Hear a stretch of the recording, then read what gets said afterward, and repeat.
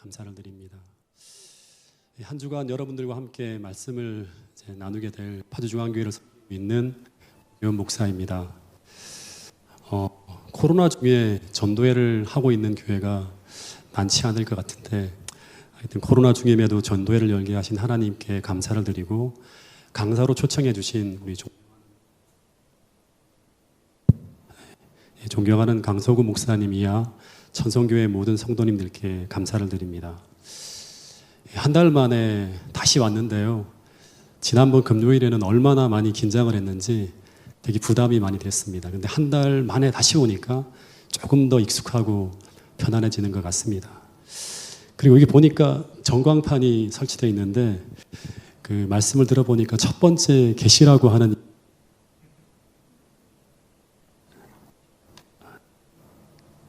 저쪽에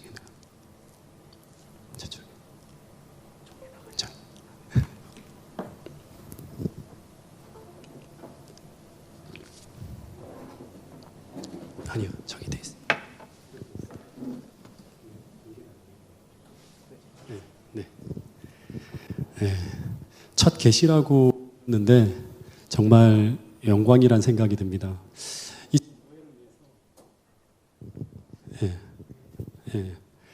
많은 분들이 기도와 수고와 애씀이 있었다는 그런 이야기를 들었습니다. 수고하신 모든 분들께 하나님의 축복이 함께하기를 진심으로 바랍니다.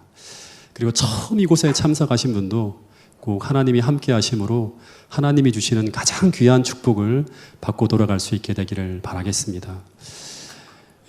정말 두렵고 떨리는 마음으로 이 자리에 섰는데, 올 초 3월 달에 제가 이 천성교회 전도회 강사라고 이제 배정이 되고 난 후에 이 집회만 생각하면 잠이 안 왔어요. 그래서 정말 많은 그 부담을 가지고 하루하루 준비했는데, 제가 적지 않은 집회와 또 전도회를 제가 해왔는데, 이번 전도회는 제가 이렇게 준비한 적이 없을 만큼 기도하고 또 기도하고 이 자리에 섰습니다.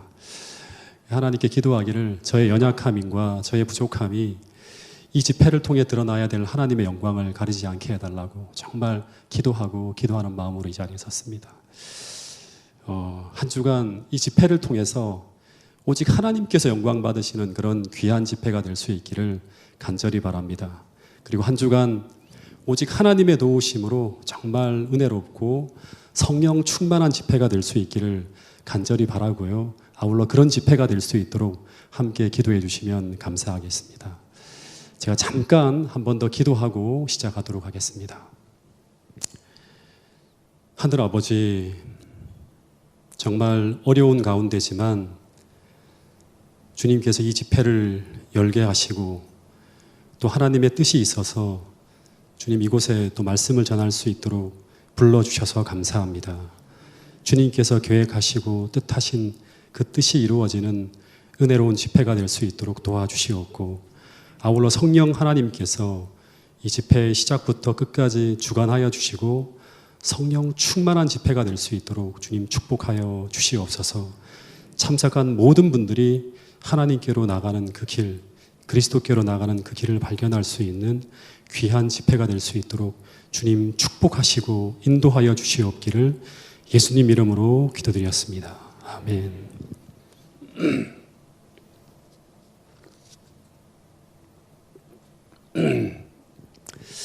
한 주간의 집회 총 제목이 이제 예수님께로 나가는 길, 그리스도께로 나가는 길이라는 주제로 말씀을 준비했는데, 아마 이번 기간 처음 교회에 나오시는 분이라고 하면 이제 예수님을 어떻게 발견할 수 있는지에 대한 부분들을 체계적으로 배울 수 있고요.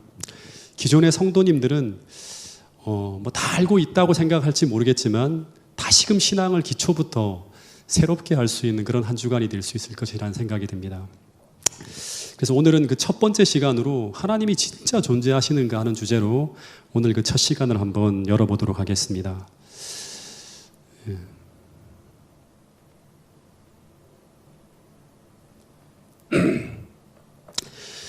오래전에 제가 어떤 여자분이 테드 강연하는 것을 우연히 듣게 되었는데요, 거기에 매료되어서 이 사람과 관련된 모든 기사와 강의를 다 거의 찾아보다시피 하면서 읽은 적이 있습니다. 이 사람은 이제 그 스탠퍼드 대학교의 후보 연구소라는 곳에서 칼럼니스트로 활동하는 여자분인데 이 사람의 이름은 에밀리 에스파니 스미스라고 하는 그런 사람입니다. 근데 이 여자의 강의 내용이 이런 것이었습니다. 이 여자분은 처음에는 인생의 목적이 행복이라고 생각을 했고 그래서 행복하게 하기 위한 길을 성공하는 길이라고 생각을 했다 그럽니다. 그래서 그것을 위해서 돈을 벌고 학위를 따고 그리고 모든 사람들이 부러워하는 이상적인 직업을 가진 그런 완벽한 남자와 결혼을 했대요. 그리고 멋진 집을 구해서 살았다고 합니다. 근데 이 여자분이 만족스럽지가 않은 거예요. 늘 근심이 가득했고 방황했고 행복하지가 않았다고 합니다. 그래서 자신만이 아니라 자기 친구들은 다를까 해서 쳐다봤는데 자기 친구들도 다 그렇더라는 겁니다. 그러면서 이분이 대학원에 진학해서 진짜 행복하게 하는 게 뭘까를 이제 연구하면서 행복학을 공부하게 됩니다. 그리고 사람들이 진정으로 행복하게 하는 것이 무엇인지 답을 찾기 위해서 이분이 5년 동안 수백 명을 인터뷰하고 수천 장의 논문과 책을 읽으면서 얻은 결론이 무엇인가 하면 인생의 목적이 행복이라 생각하고 행복을 쫓는 사람들은 결국 불행하게 된다고 하는 걸 알게 돼요. 굉장히 역설적인 결론을 얻게 되죠. 예를 들어 설명한 것이 이런 것입니다. 최근 30년 동안 자살률이 우리나라만이 아니에요. 전 세계적으로 계속 증가하고 있대요. 그런데 놀라운 사실은 계속 우리 삶은 객관적으로 더 나아지고 더 편리해지고 더 풍요로워지고 있다고 하는 거예요. 그런데 더 많은 사람들이 희망을 잃어버리고 더 많은 사람들이 절망하고 더 많은 사람들이 우울해하고 더 많은 사람들이 삶의 공허함을 느끼고 있다고 하는 거예요. 더 편리해지고 있는데, 더 풍요로워지고 있는데. 그런데 이 강연자의 연구 결과에 따르면 사람들이 절망하게 되는 원인은 행복하지 않기 때문이 아니라고 하는 것입니다. 행복해도 절망하고 행복해도 허무하고 행복해도 슬퍼지고 행복해도 얼마 안 가 또 우울해진다고 하는 것입니다. 다시 말해서 이 말은 우리 삶은 즐겁고 기쁘고 행복한 그것만이 우리 삶을 충만하게 하는 것이 아니라고 하는 것입니다. 여러분 한번 생각해 보세요. 만약 우리가 1년 내내 의미 없이 즐거운 것만 보러 다니면서 여행만 한다면 그 인생이 정말 행복할까요? 하루 종일 깔깔거리며 웃기만 하면 행복할까요? 하루 종일 코미디 프로만 틀어놓고 깔깔거리고 웃는다면 정말 우리가 행복할까요? 절대 그렇지 않죠. 그래서 이분이 행복을 쫓는 사람은 도리어 불행해진다고 하는 그런 엄청난 결론을 내렸어요. 그러면서 과연 인간을 인간답게 살아가게 하는 진정한 힘이 어디서 오는지 탐구하기 시작합니다. 그래서 500여 명이 넘는 다양한 인물들을 연구 조사한 결과 우리 인생을 정말 충만하게 하는 그것은 바로 뭔가 하면 삶의 의미라고 하는 거예요. 많이 들어보셨죠? 예. 다시 말해서 행복감보다 더 중요한 것이 바로 삶의 의미라고 하는 거예요. 이 말은 무슨 말인가 하면 내가 이 땅에 존재하는 그 존재의 목적과 이유를 발견하는 것이라고 할 수 있죠. 즉 내가 무엇을 목적으로 살아야 하는지를 아는 거예요. 이게 진짜 중요하다고 하는 거예요. 이게 없으면 허무해져요. 근데 지금 현대를 살아가는 수많은 사람들이 지금 이 인생의 의미를 잃어버리고 방황하고 있다고 하는 것입니다. 그래서 무엇을 해도 공허하고 무엇을 해도 의미가 없는 그런 고통 속에 살아가는 사람들이 다 중독에 빠지는 거예요. 전부 다. 수많은 학자들과 철학자들이 이 우리가 잃어버린 인생의 의미를 찾기 위해 애쓰고 있어요. 계속 연구를 하는 거예요. 그런데 우리는 어디서 이 잃어버린 나의 인생의 참된 의미를 찾을 수 있을까요?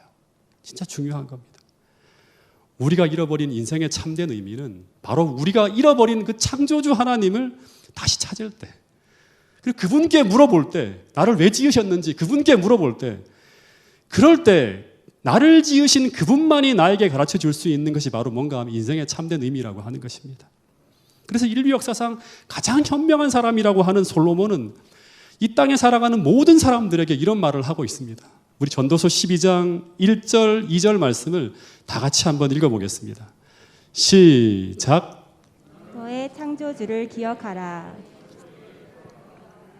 곧 공고한 날이 이르기 전에 나는 아무 낙이 없다고 할 해들이 가깝기 전에 해와 빛과 달과 별들이 어둡기 전에 비 뒤에 구름이 다시 일어나기 전에 그리하라. 솔로몬이 이 땅에 존재하는 모든 사람들에게 이런 말을 하고 있어요. 다 인생을 살고 난 다음에 나를 이 땅에 나게 하시고 나를 향한 목적을 가지고 계신 그 창조주 하나님이 계시다고 하는 것, 그것을 제발 잊어먹지 말고 기억하라고 하는 거예요. 그걸 찾으라고 하는 거예요. 왜냐하면 거기서부터 우리는 나의 존재의 이유와 나의 삶의 목적과 그리고 잃어버린 우리 인생의 의미를 발견할 수 있기 때문이라고 하는 것입니다.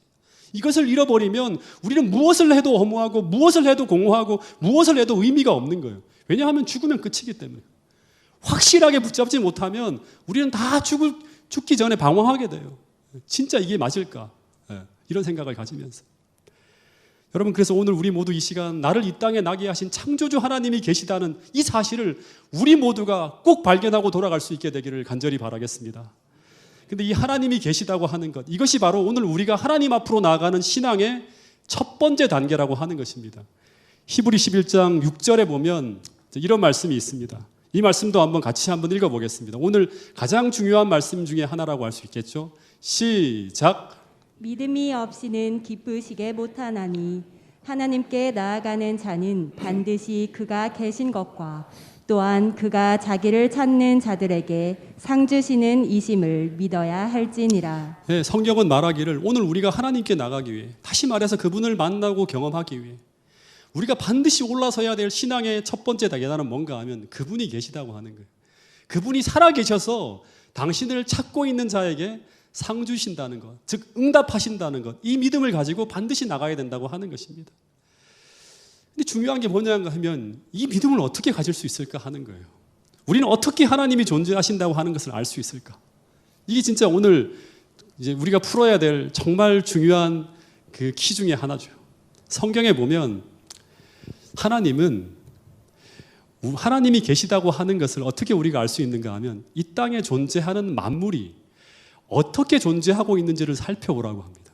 그러면 그 모든 것들이 창조주 하나님에 대해 이야기해 줄 것이라고 거듭거듭 이야기하고 있습니다. 그래서 이사야 40장 26절에 보면 너는 눈을 높이 들어서 누가 이 모든 걸 창조했는지 보라고. 그러면서 뭐라고 말씀하시는가 하면 그 피조물들이 증언하는 그 창조주 하나님에 대한 이야기를 한번 들어보라고 하는 거예요. 하나님이 만드신 그 만물들이 어떻게 존재하는지를 한번 보라고 하는 거예요. 심지어 제가 이 말씀은 진짜 참 기가 막힌 말씀이라고 생각이 들었는데 욥기서 12장 7절에 보면 오늘날 모든 세상 사람들이 다 하나님을 잃어버려서 온 세상이 그것을 말해주지 않는다면, 하나님이 없다고 한다면 심지어 누구에게 물어보라고 하는가 하면 짐승에게 물어보라고 하는 거예요. 그리고 공중의 새에게 물어보라고 하는 것입니다. 그러면 그들이 창조주 하나님에 대해서 너희에게 말해줄 것이라고까지 말하고 있습니다. 한번 이 말씀 읽어볼까요? 시작. 이제 모든 짐승에게 물어보라. 그것들이 내게 가르치리라. 공중의 새에게 물어보라. 그것들이 또한 내게 말하리라. 그래서 오늘 저는 이 욥기서 12장 7절에서 말하는 것처럼 공중의 새들이 들려주는 창조주 하나님에 대해 증언하는 그 이야기를 먼저 한번 여러분들과 함께 나누어 보고자 합니다. 여러분, 이게 뭘까요? 잘 모르겠죠? 네. 이게 바로 500만 마리의 철새라고 합니다. 500만 마리예요. 네. 엄청나게 많은 새떼들이죠. 근데 이 500만 마리가 막 무질서하게 이동하는 것처럼 보이지만 그 뜰 때부터 시작해서 이동하는 모든 모습이 너무나 신비스러울 만큼 체계적인 질서를 갖추고 있다고 합니다. 근데 이 철새들이 계절에 따라서 남쪽 북쪽을 오가는데 가을에는 추위를 피해서 남쪽으로 이동하고 봄에는 번식을 하기 위해서 북쪽으로 올라간다고 합니다. 근데 특별히 이 새 이름이 뭔가 하면 뒷부리 도요새라고 합니다. 이 철새에 관심이 있는 분들은 아마 잘 아실 거예요. 이 새가 이 땅에 존재하는 새들 중에 가장 먼 거리로 이동하는 철새라고 합니다. 근데 이 철새가 얼마나 먼 거리를 이동하는지 아세요? 이 철새의 생태 이동 경로를 연구하는 대학이 뉴질랜드에 보면 메시 대학이라고 하는 대학이 있다고 합니다. 근데 이 대학에서 이 뒷부리 도요새의 이동 경로를 이제 추적하기 위해서 이 새 다리에다가 이 태그를 달아요. 꼬리표를 답니다. 띠를 달아서 오랫동안 추적해서 연구를 하였다고 합니다.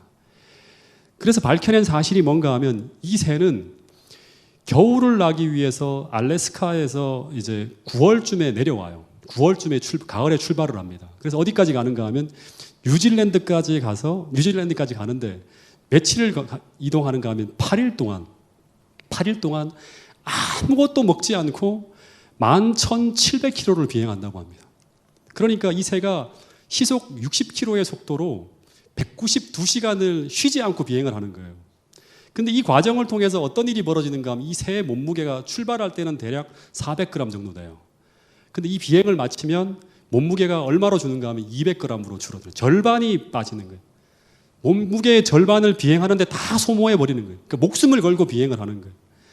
그리고 봄에 뉴질랜드를 떠납니다. 그래서 어디로 가는가 하면 호주를 거쳐서 대한민국 황해 갯벌까지 약 10,000km를 여행해서 이제 서해 갯벌에서 배를 다시 채웁니다.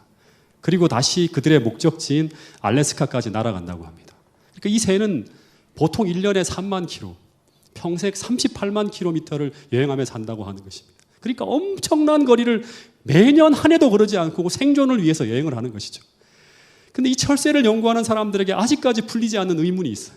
그건 바로 뭔가 하면 이 새들이 어떻게 매년 이렇게 기가 막힐 정도로 정확하게 정형화된 경로를 따라서 같은 장소로 그 장소를 정확하게 찾아내는가 하는 것입니다. 여러분, 새들이 나침판이 있습니까? 없죠. 지도도 없어요.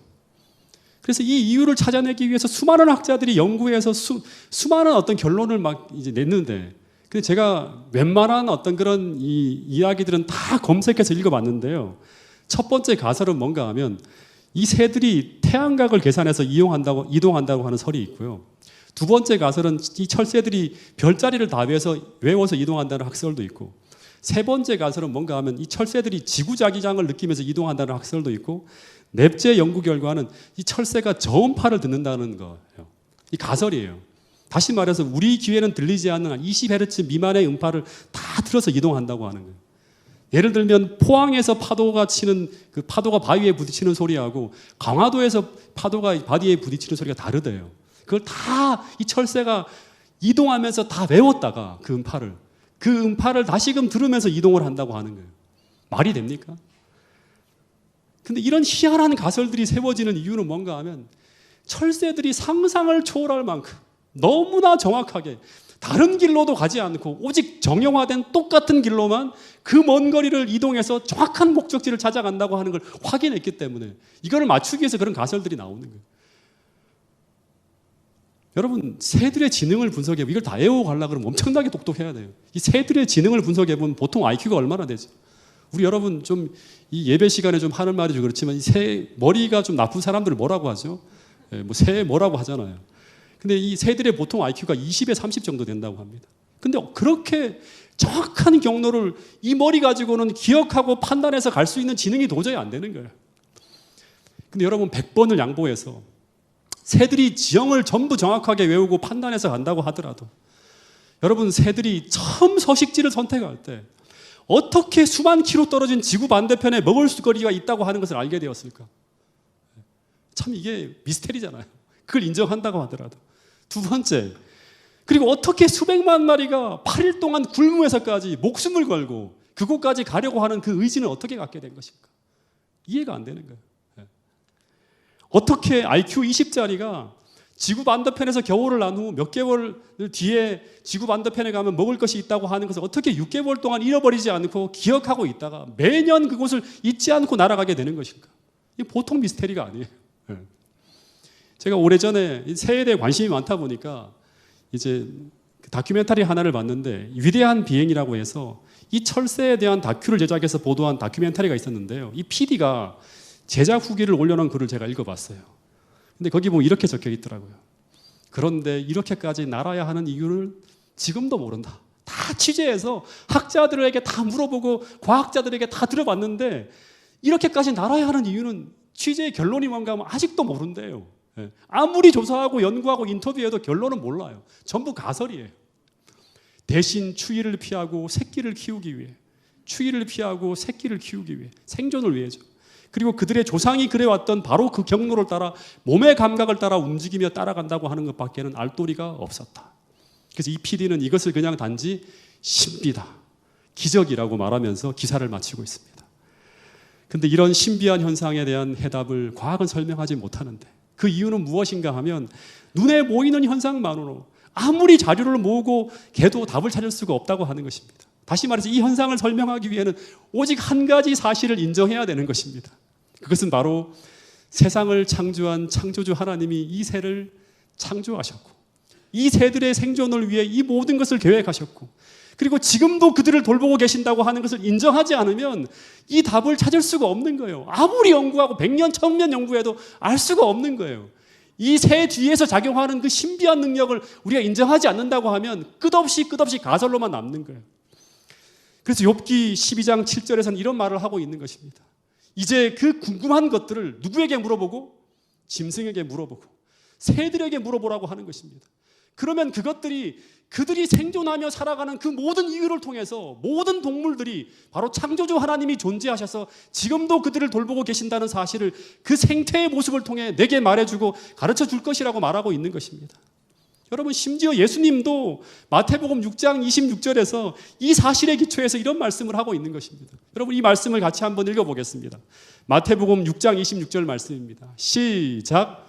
공중의 새를 보라. 심지도 않고 거두지도 않고 창고에 모아들이지도 아니하되 너희 하늘 아버지께서 기르시나니 너희는 이것들보다 귀하지 아니하냐.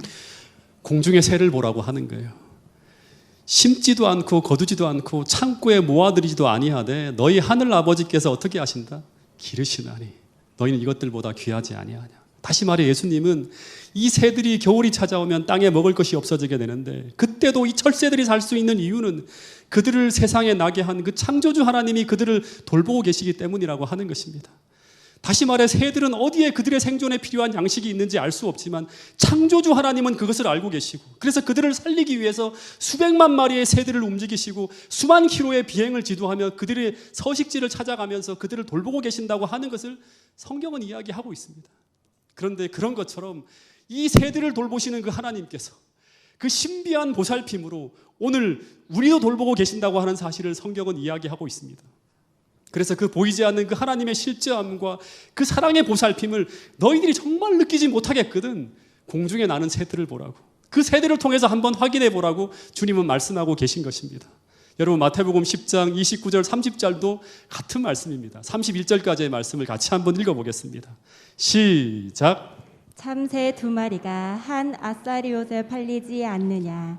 그러나 너희 아버지께서 허락하지 아니하시면 그 하나도 땅에 떨어지지 아니하리라.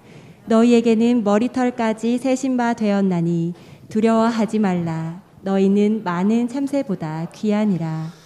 여러분, 세상을 창조한 하나님이 계시다는 것, 이것만은 사실 복음이 아니에요. 왜냐하면 그 창조주 하나님이 만약 악한 존재라고 하면 그것은 우리에게 복음이 아니라 뭘까요? 저주입니다. 근데 성경은 말하기를 세상을 창조한 그 하나님이 사랑의 하나님인데 얼마만한 사랑을 가진 하나님인가 하면 오늘 본문의 말씀을 통해 보면 당신이 창조한 그 새 한 마리의 죽음까지도 관심을 가지고 마음 아파하시는 섬세한 사랑의 마음을 가진 그런 하나님이 바로 세상을 창조하신 창조주 하나님이라고 말하고 있습니다. 여러분, 그분이 바로 우리를 창조한 창조주 하나님이라고 성경은 이야기하고 있습니다. 그래서 이 세상에 존재하는 모든 것들은 그분의 그 사랑을 통해서 창조되었다고 성경은 말하고 있습니다. 즉 그분의 깊은 사랑의 계획과 목적 속에서 세상에 존재하는 모든 것들이 존재하게 되었다고 이야기하고 있는 것입니다. 그래서 여러분, 저 하늘에 떠 있는 저 해와 달이 거기 존재하는 것도 뭐다? 다 하나님의 사랑의 뜻이 있어서 존재하게 된 거라고 하는 거예요. 8개의 행성이 존재하는 것도, 바다가 저곳에 존재하는 것도, 우리가 이 땅에 태어난 것도 다 우연히 생겨난 것이 아니라 전부 사랑의 하나님의 섭리하에 존재하게 되었다고 성경은 이야기하고 있습니다. 즉 이 땅에 존재하는 모든 만물은 다 창조주 하나님의 뜻하심과 계획하심 속에 존재하는 창조의 목적이 있다고 하는 것입니다. 그리고 하나님은 그 창조의 목적과 뜻을 이루기 위해 오늘도 그 모든 것들을 사랑으로 돌보고 계신다고 성경은 증언하고 있습니다. 여러분, 이 사실을 꼭 믿고 돌아갈 수 있게 되기를 간절히 바라겠습니다. 히브리 11장 3절에 보면 그 사실을 이렇게 진술하고 있습니다. 믿음으로 모든 세계가 하나님의 말씀으로 지어진 줄을 우리가 아나니, 이 말씀으로 지어졌다고 하는 건 뭐예요? 뜻하심이 있다고 하는 거예요. 이 말씀은 로고스, 하나님의 뜻이잖아요. 뜻하심이 있어서 하나님께서 다 거기에다가 존재하게 만들어 두셨다고 하는 거예요. 그래서 보이는 것은 나타나는 것으로 말미암아 된 것이 아니다. 절대 그 하나도 우연히 존재하는 것은 없다고 하는 것입니다. 여러분, 이 태양인데요, 이 지구로부터 태양까지의 거리가 얼마인지 아시죠? 그죠? 중학교 올라가면 1억 5천만 킬로미터라고 하는 그런 이제 공부를 해요. 근데 이 거리가 감이 안 와요. 1억 5천만 킬로미터라고 우리가 헤아리긴 하지만, 애우긴 하지만. 근데 여러분, 만약에 1억 5천만 킬로미터의 이 엄청난 거리를, 이 벤츠 자동차인데 이 차를 타고 시속 100km로 가면 얼마쯤 타고 가면 거기에 도착할까요? 눈에 보이잖아요, 태양이. 그죠? 시속 100km로 계속 가면 얼마나 걸리냐 하면 171년이 걸린다고 합니다. 그러니까 우리가 쉬지 않고 잠도 안 자고 계속 운전해서 가더라도 한 반쯤 가다가 어떻게 될까요? 죽습니다. 도착을 못 해요. 그러면 조금 더 빠른 이 KTX를 타고 가면 얼마나 걸릴까요? 시속 300km로 가면 60년 정도 걸리는 거예요. 잘하면 가긴 가는데 돌아오진 못하겠죠. 그러니까 엄청나게 먼 거리입니다. 근데 저 태양이 왜 지구로부터 1억 5천만 킬로미터가 되는 저 먼 거리에 존재하게 되었을까? 여러분, 이 1억 5천만 킬로미터라고 하는 거리는 과학자들이 연구하면 할수록 이 거리는 누군가가 줄자로 쫙 재어서 이렇게 설계된 거리라고 합니다. 그냥 우연히 존재하는 게 아니라 설계된 거리라고 합니다. 왜냐하면 이 거리에서 지구가 조금만 더 멀어지거나 더 가까워지게 되면 이 지구는 너무 뜨거워서 혹은 너무 추워서 생명체가 살 수 없게 되는 환경이 만들어진다고 하는 거예요. 지구는 태양과의 거리를 정확하게 1억 5천만 킬로미터를 유지해야지만 인간을 포함한 모든 생명체가 살 수 있는 환경이 유지된다고 해요. 근데 과학자들이 또 연구를 했어요.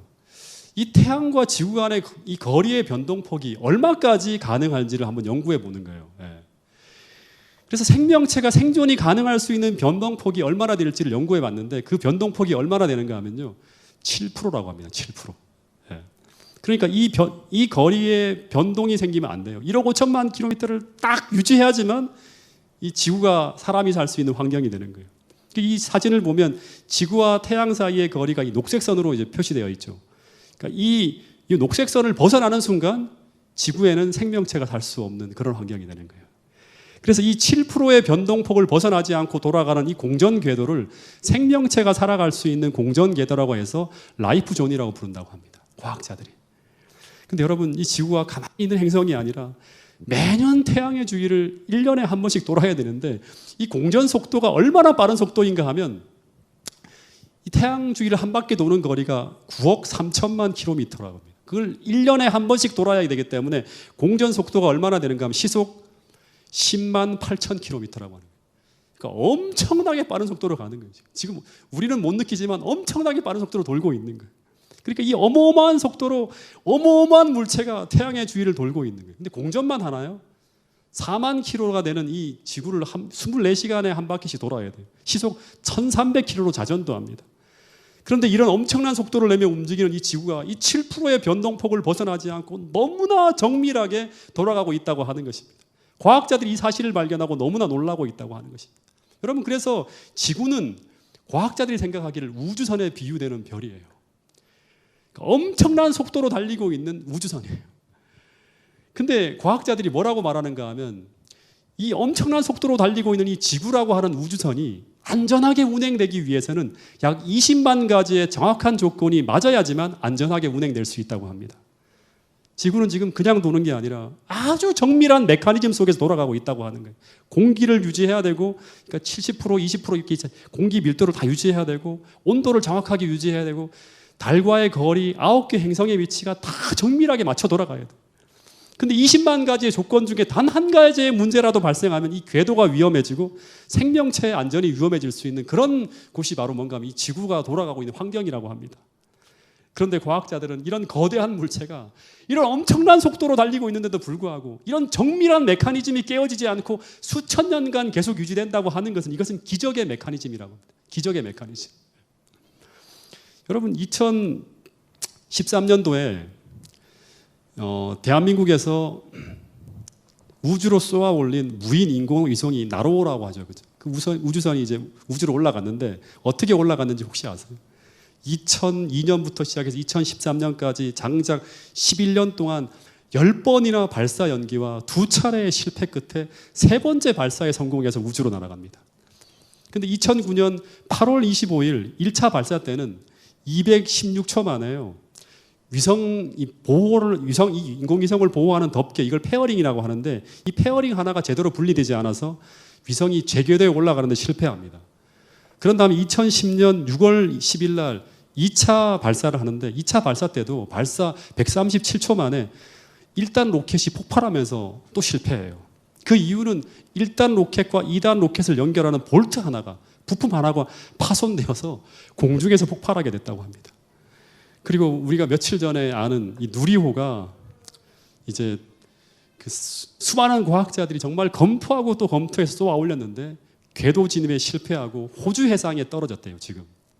근데 그 이유는 뭔가 하면 3단부 엔진 연소가 조기에 끝나서 실패했다고 합니다. 그래서 그 이유를 아직까지 규명은 못했지만, 그런데 하나 확실한 것은 뭔가 하면 수십만 가지의 부품 중에 단 한 가지의 문제가 나타나도 수많은 제어 장치 중에 단 하나라도 오작동하면 우주선이 폭발하고 궤도를 벗어나게 되고 영원히 돌아오지 못할 곳으로 가고 혹은 추락하기도 하는 거예요. 그런데 우주선 하나를 발사하기 위해서 얼마나 많은 인력이 투입되는가 하면 우리나라 최고의 과학자들이 수백 명이 머리를 맞대고 수백 대의 컴퓨터와 수백 명의 기술자들이 그 부품을 검토하고 또 검토한 후에 단 하나의 오차도 없는 상태에 돌입했을 때 로켓이 발사되어서 올라가는 것입니다. 그리고 발사 뒤에도 비행 궤적, 우주선의 동작 상태, 신호 시스템을 통해서 아주 정밀하게 확인해서 한치의 오차도 없이 정확한 시간에 작동을 해야지만 모든 것이 성공적인 궤도 진입이 가능하다고 합니다. 그런데 이 지구호는 지금 시속 10만 킬로의 속도로 달리고 있는 우주선입니다.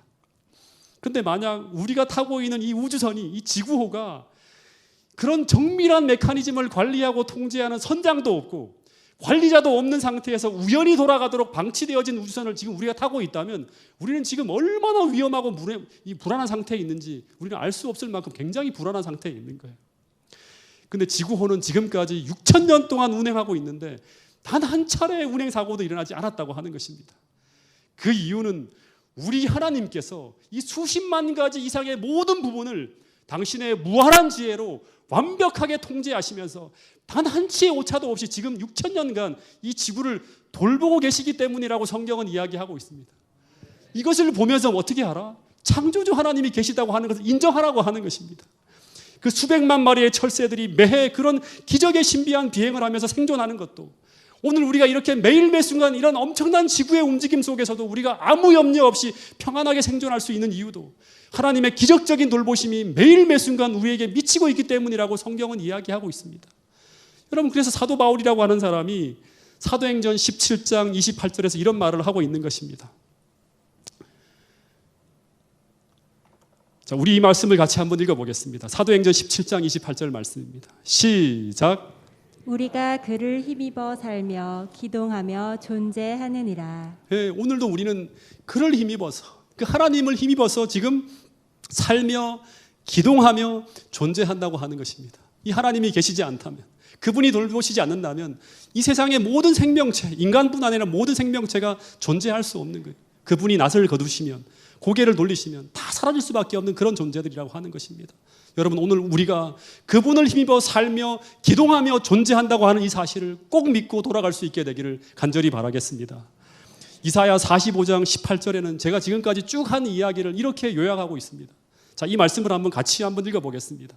시작. 대저 여호와께서 이같이 말씀하시되 하늘을 창조하시니 그는 하나님이시니 그가 땅을 지으시고 그것을 만드셨으며 그것을 견고하게 하시되 혼돈하게 창조하지 아니하시고 사람이 거주하게 그것을 지으셨으니 나는 여호와라 나 외에 다른 이가 없느니라. 예, 하나님 여호와께서 이같이 말씀하시되 하늘을 창조하신 이는 그는 하나님이시니, 다른 게 창조한 게 아니라 하나님이 만드셨다고 하는 거예요. 그의 무한한 지혜로 다 만드셨다고 하는 거예요. 그가 땅을 지으시고 그것을 만드셨으며 그것을 견고하게 하시되 흔들리지 않게 하시되 혼돈하게 창조하지 아니하시고, 혼돈하다는 건 뭐예요? 무질서하다는 말이잖아요. 이 말은 너무나 질서정연하게 옵티멀하게 계획하고 디자인해서 창조하셨다고 하는 것입니다. 그런데 무엇을 위해 그렇게 하셨는가 하면 바로 사람이 거주할 수 있도록, 생명체가 거주할 수 있도록, 다시 말해 사람이 안전하게 살 수 있도록 이 모든 것을 계획하여 지으셨다고 말씀하고 있는 것입니다. 그래서 결론은 무엇인가 하면 그것을 할 수 있는 존재는, 그렇게 만들 수 있는 존재는 누구다? 오직 창조주 하나님이신 여호와밖에 다른 이가 없다고 선포하고 있는 것입니다. 나는 여호와라 나 외에 다른 이가 없다. 그분만이 이 모든 것을 할 수 있다고 하는 것입니다. 여러분 부디 이 말씀을 꼭 여러분들의 마음속에 모시고 돌아갈 수 있게 되기를 간절히 바라겠습니다. 여러분 다윗이라고 하는 사람은 매일 천년계 속에서 이 사실들을 느끼면서 뭐라고 말하는가 하면 시편 14편 1절에서는 이런 말을 해요. 오직 어리석은 자만이 하나님이 없다고 말할 수 있다고. 다시 말해서 이런 사실을 보면서도, 이런 엄청난 하늘의 움직임을 다 보면서도, 천년계의 움직임을 보면서도 하나님이 없다고 어떻게 말할 수 있는가, 이렇게 말하고 있는 것입니다. 여러분 오늘 이 시간 그분이 만드신 만물이 증언하는 그분의 지혜와 능력을 우리 모두가 인정하게 될 수 있기를 간절히 바라겠습니다. 마지막으로 알렉산더 로이드라고 하는 사람이 쓴 힐링 코드라고 하는 책에 보면 이런 글이 있습니다. 기적은 자연에 반해서 일어나는 것이 아니라, 기적은 자연에 반해서 일어나는 것이 아니라 우리가 아는 자연에 반해서 일어난다. 우리가 알고 있고 우리가 인식하는 자연에 반해서 일어난다고 하는 거예요. 이 말을 풀어보면 뭔가 하면 우리가 자연에 대해 잘못 알고 있다고 하는 거예요. 말하자면 자연은 늘 우리에게 기적을 보여주지만 우리의 마음과 믿음은 그것을 보지 못하든지 아니면 애써 외면하고 있다고 합니다. 새벽 호수의 안개, 숲 사이로 불어오는 한 줄기 바람, 겨울이면 갯벌에서 울려 퍼지는 철새의 노랫소리, 갈라진 논과 풀잎에 내리는 빗방울, 이 모든 것이 온전하게 실제하는 기적이다. 다 존재하는 게 기적이라고 하는 거예요. 그리고 이 모든 것이 기적임을 아는 순간, 신비한 보살핌 속에 다 이런 것들이 벌어지고 있다고 하는 걸 아는 순간 우리는 그분을 사랑할 수밖에 없을 것이다. 그분이 다 돌보고 있기 때문에. 우리는 그것이 늘 우리와 함께 하지만 기적임을 모른다. 늘 기적의 이 돌보심을 받고 있지만 그걸 인정하지 않고 애써 외면하기 때문에 우리는 그것을 모른다고 하는 거예요. 여러분 우리는 매일 하나님의 기적의 돌보심 속에 살아가고 있는 존재입니다. 그래서 먼저 이 시간 우리 모두 그 사랑의 하나님이 계시다고 하는 사실을 꼭 감사하게 되기를 간절히 바라겠습니다. 그분이 계시지 않는다면 우리는 이렇게 평안할 수가 없다고 하는 거예요. 그리고 그 좋은 하나님을 꼭 여러분의 개인의 구주로 꼭 영접하게 되기를 간절히 바라겠습니다. 그리고 내가 이 땅에 존재하는 그 존재의 이유와 목적을 발견하게 됨으로 말미암아 내 인생의 참다운 의미와 행복을 오늘 꼭 찾게 되기를 간절히 바라겠습니다. 여러분 이 시간 잠시 눈을 감고 그 하나님이 창조하신 그 우주 만물이 이야기하는 그 하나님의 사랑의 기별을 특별한 호소창을 통해서 우리 함께 듣도록 하겠습니다. 이 가사 하나하나에 담겨 있는 그 의미들을 깊이 생각하면서 저 하늘의 태양과 그 별들이 왜 존재하는지, 그 하나님이 창조하신 아름다운 창조물들이 우리에게 던지는 그 사랑의 기별을 우리 모두가 마음속 깊이 느끼는 이 시간 될 수 있기를 간절히 바라겠습니다.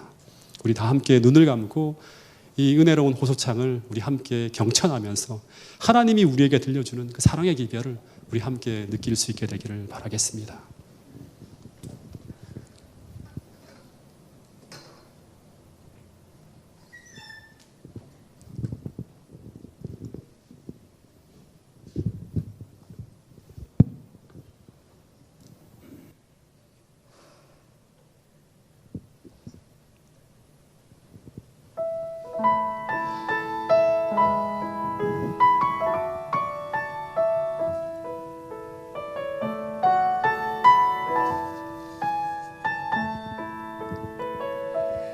아침 해가 누굴 위해 뜨는지, 부는 바람은 누굴 위해 부는지, 저 푸른 하늘과 아름다운 바다는 누구를 위해 있는지, 지적 위는 새가 무엇을 노래하는지,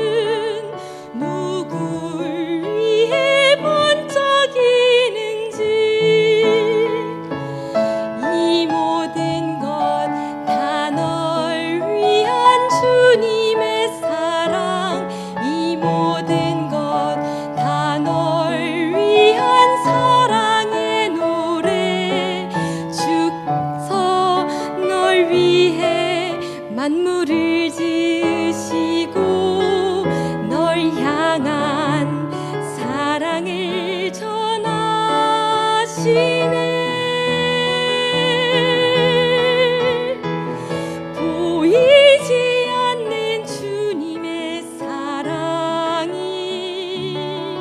늘 너를 감싸 안고 있음을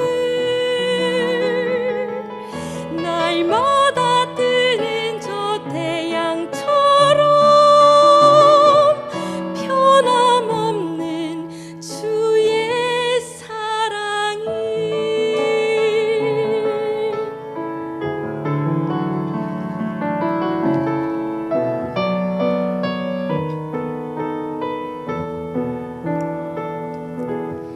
이 모든 것 다 널 위한 주님의 사랑 이 모든 것 다 널 위한 사랑의 노래 주께서 널 위해 만물을 지으시고 널 향한 사랑을 전하시네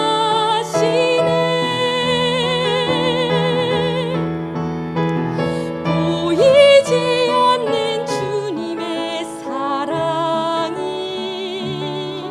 늘 너를 감싸 안고 있음을 날마다 뜨는 저 태양처럼 변함없는 주의 사랑이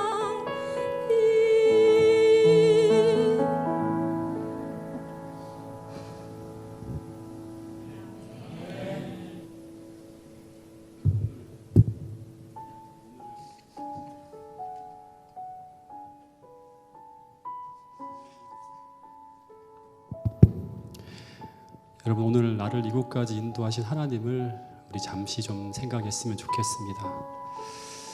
여러분, 그 하나님이 계시다면, 그 사랑의 하나님이 존재한다면 여러분을 이곳까지 인도하신 것도 우연이 아닌 하나님의 섭리가 있지 않을까 꼭 생각했으면 좋겠습니다.